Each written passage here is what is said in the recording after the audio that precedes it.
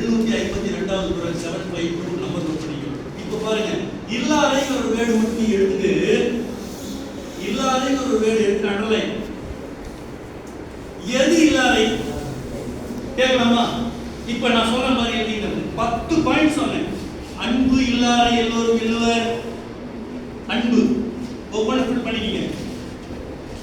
அன்பு. அடுத்தது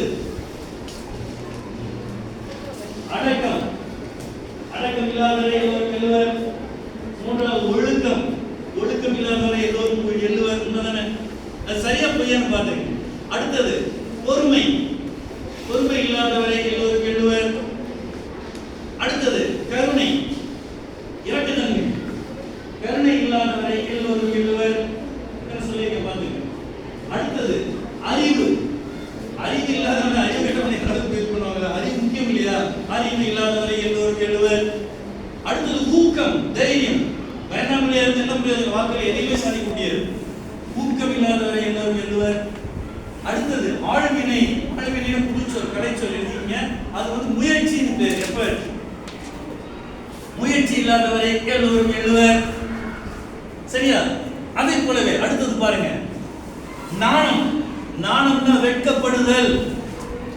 பழியான செயல்கள் செய்வதற்கு, தவறான செயல்கள் செய்வதற்கு, செய்யக்கூடாத செயல்கள் செய்வதற்கு ஒருவர் ஆணா இருந்தாலும் பெண்ணா இருந்தாலும் என்ன பண்ணணும்?